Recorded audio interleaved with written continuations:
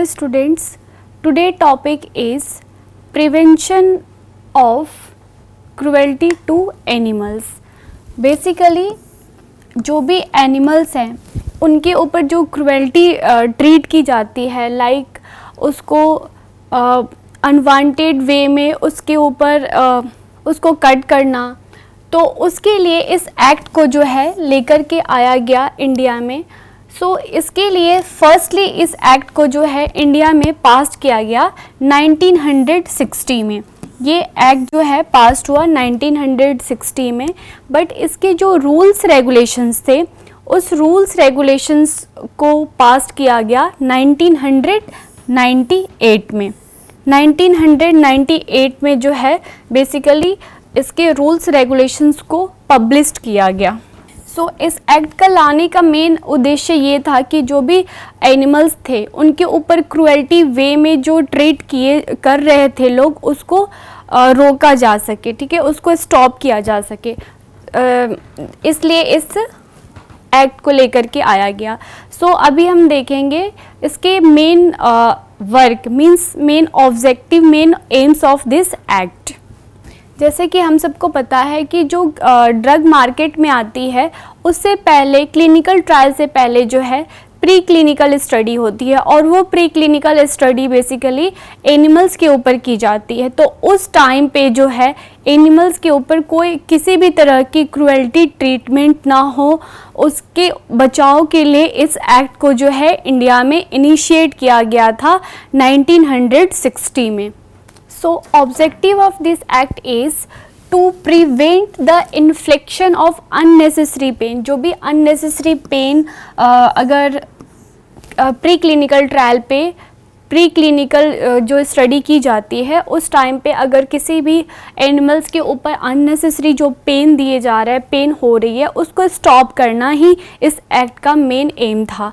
And और suffering on animals as well as to prevent to cruelty to animals. जो animals के ऊपर basically cruelty treatment की जा रही थी उसको भी बचाया जा सके, उसको भी प्रिवेंट किया जा सके, ये एम था एनिमल्स एक्ट का.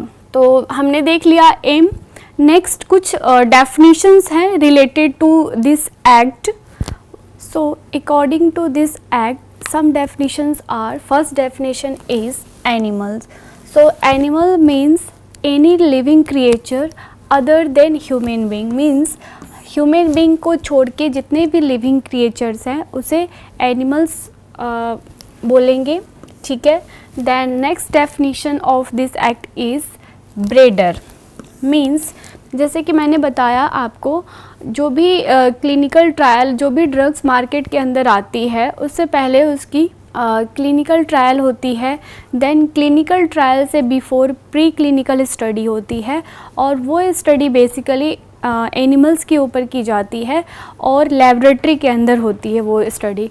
So firstly breeder means a person including an institute which breed animals for the purpose to authorize institution for performing experiment, means जहाँ पे भी उस एनिमल्स की जो एक्सपेरिमेंट की जा रही है वो एक ऑथराइज इंस्टीट्यूशन होनी चाहिए जहाँ पे एक्सपेरिमेंट बेसिकली एनिमल्स के ऊपर जो हो रही है उसको ऑथराइज्ड इंस्टीट्यूट और जो भी पर्सन कर रहे हैं वो उस इंस्टीट्यूट के होने चाहिए.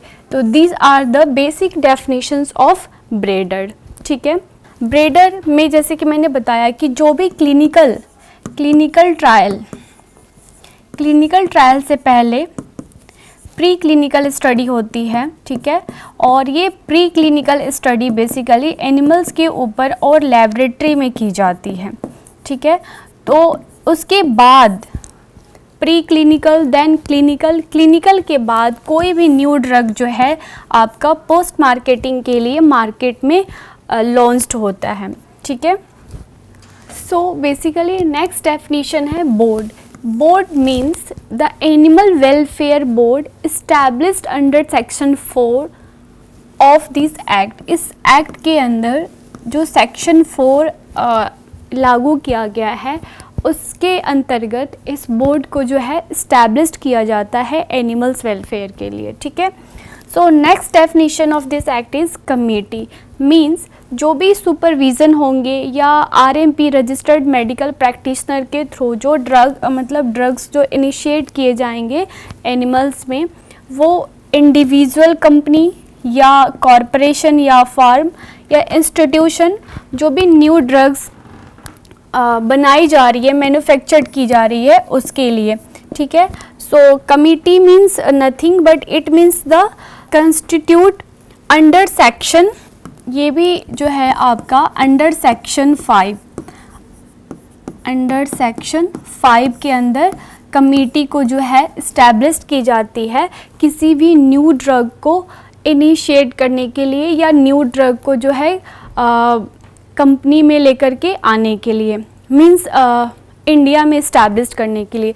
तो मेन पर्पस होता है कमेटी का कि जो भी सुपरविज़न है, अंडर सुपरविज़न या आरएमपी के थ्रू, रजिस्टर्ड मेडिकल प्रैक्टिशनर के थ्रू जो भी ड्रग्स है जो कि एनिमल्स के अंदर इनिशिएट किए जा रहे हैं, वो इस कमेटी के ऑथराइज्ड पर्सन ही करें।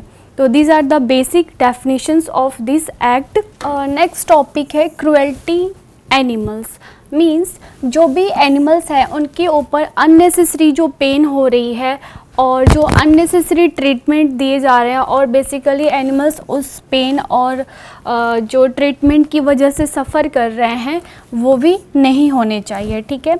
अनफिट एनिमल के ऊपर जो है वर्क या जो भी क्लिनिकल या प्री क्लिनिकल जो ट्रायल होती है वो नहीं करने चाहिए। इंजीरियस ड्रग और जो पेन होते हैं वो भी क्रुएल्टी एनिमल्स के साथ इस तरह से बिहेवियर या इस तरह से वर्क जो है नहीं करने चाहिए, ठीक है। नेक्स्ट टॉपिक है institutional animal ethics committee. So according to institutional animal ethics committee, इसके अंदर जो पर्सन इन्वॉल्व्ड होते हैं वो फर्स्टली बायोलॉजिकल साइंटिस्ट होते हैं, ठीक है, biological scientist. Second, 2 scientist from different biological discipline. Third one is veterinary invited in the case of animals, next scientist in charge of animal facilities के लिए भी एथिक्स कमेटी के अंदर साइंटिस्ट को इन्वॉल्व किया जाता है।